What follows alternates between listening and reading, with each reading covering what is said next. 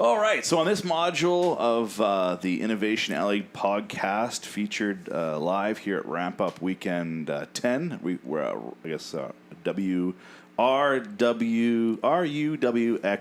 Yeah. Add a hashtag in there. Yeah. We have Chris Johnson, our co-host today. Hello, hello. Alistair from Myers Norris Penny. Good morning. And Matt from Deloitte. Hello. Welcome, guys. So now you're sponsors and mentors, both of you, this weekend. So thank you very much. Glad you could be out.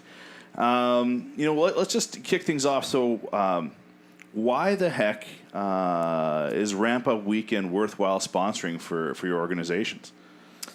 Well, we're always very interested to see the new companies coming through.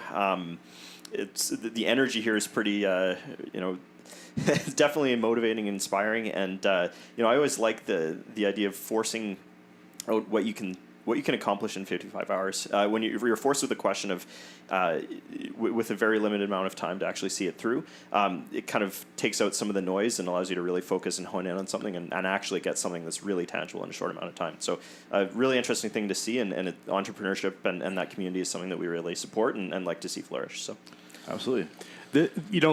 What I've seen here is that these ramp up weekends are what is going to end up driving a good part of what we're doing here in Winnipeg going forward. We've got an incredible amount of momentum happening in this innovation space, and it's just this is how it starts. These ramp up weekends is really how a lot of these really, really good ideas start out, and not all of them are going to look like this 3 months out, but these are the ideas. This is the core of good business. If you can execute this in 55 hours.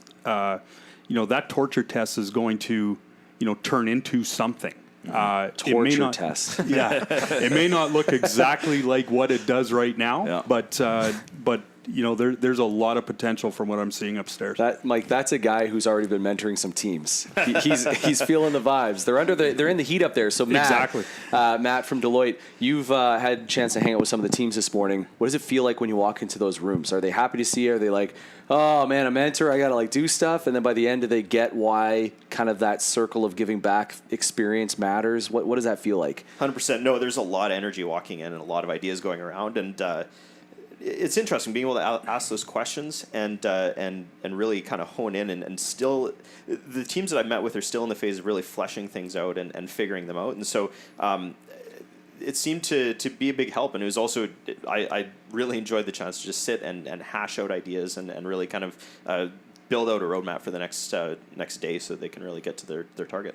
Yeah, what's really surprised me today, going through 10 ramp up so far, the diversity of folks here today, the backgrounds, the education levels.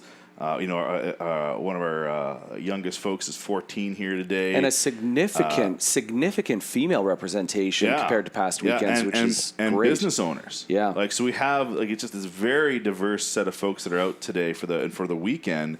Alistair, how do you mentor such a diverse crowd here today?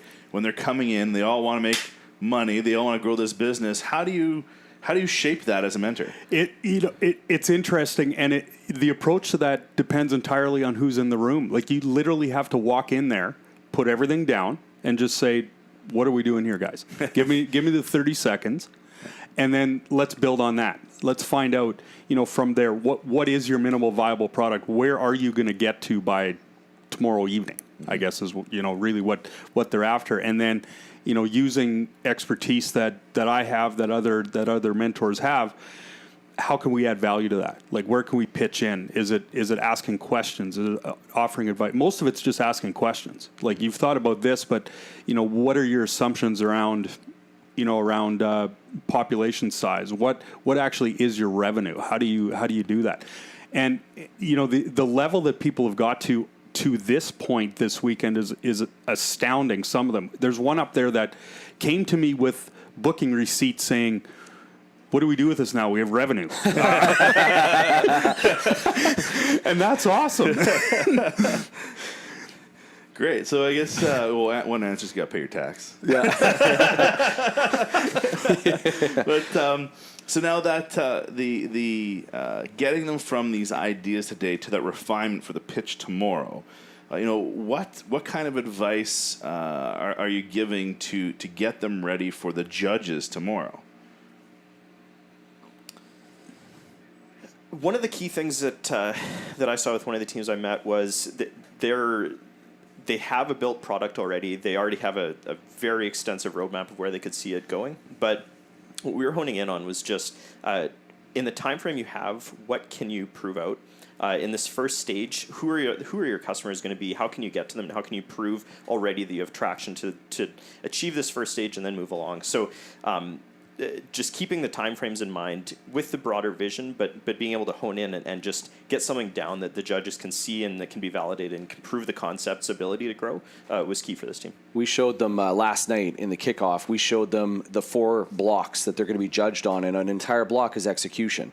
So, and we told them very clearly, you are going to score more favorably with judges for getting more shit done this weekend than maybe proving out your international market launch strategy, right? Like, show us what you can get done in 55 hours. And a lot of what you guys are seeing this morning, they're not going to look like that tomorrow. I think that's probably the most fun part.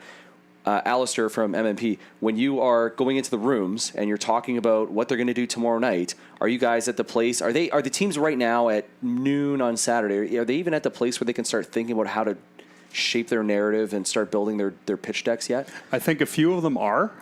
There are some ideas out there that are still a little nebulous. Like, we're really going to have to draw some tangible fences around what this minimal viable product is, because I think a few of them might be overreaching where you can get to by Sunday at 7 and have something exactly as precise as what you're describing. Do you think they're all going to make it? Are they all going to survive past today? Because some of them explode Saturday around dinner time. I think we had heard of maybe 1 or 2 that decided to shake hands and part ways. There's some free agents up there, which might be a tip for the people that are left. Grab these people. They're good people. They just, for whatever reason, they decided their idea wasn't going to carry through to Sunday. You could almost say if they're great people because they found out the thing they're working on should disintegrate, right? That might actually be a sign of failing fast. It's a gift. Yeah, I think on that point, if we don't see that, if we don't see some ideas that just aren't going to flesh out, then maybe this is too safe of a place. Mm-hmm. Like, then maybe we gotta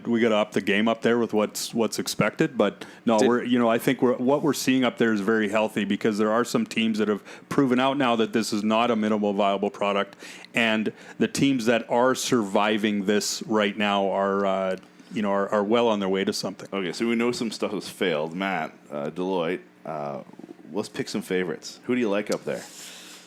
Oh, the mobile oil change is definitely favorable for me, because did you buy said mobile oil change already? Well, no, I was. Oh man, he's in the hot seat. And then the stock picking one was really interesting. I was sitting down with them. I'm a finance guy. It's definitely intriguing to just observe again more deployment of using algorithms to replace. The human component and the ideas they have and in terms of the ability to just make this something accessible to people and scale up are pretty intriguing. Can we just double underline that stock picking one is a 12-year-old kid? 14. Okay, wow. At 12, I was impressed. At 14, and he has it down. It was funny. He on the interview, like he was looking at numerous forms of research. He's done his reading. He can build the algorithm. At 14, like, he's going to surpass all of us one day, if not this weekend. It's just amazing. Markets are generally closed on the weekend, though. I'm not sure we're going to be able to flesh this thing out until, maybe we'll give him till Wednesday. Right. So how about yourself? Favorites, Alistair? You know what? The one of the first ones that I spent time up there was a group of people looking at making it more concise for university students to understand what grants and bursary programs are out there. And I think that one's got application beyond their minimal viable product. That was one where we really needed to pull them back together and say, draw a fence around what the minimal viable product was. But because of that ability to scale into different areas, I think that one's got some real potential. It may pivot a couple of times between now and where it ends up in the end. Mm-hmm. So, that creativity is impressive. I really, really like what I'm seeing there. Good. So check cutting, an investor. Is there anything up there investor ready yet? Matt's putting away his checkbook while he's thinking. Well, I got to get an oil change. Yeah, no, it'll be fun. Are both you guys going to make it out on Sunday night? Absolutely. Awesome. I have to fly out, so I will be listening to these podcasts to keep updated. Great. Well, thanks very much, both to you, Deloitte, Myers Norris Penny, Deloitte. Thank you very much for coming out. Appreciate it, and look forward to the outcome on Sunday night with you folks. Absolutely. Yeah. Thanks Thanks a so lot. much for sponsoring, guys. Take care.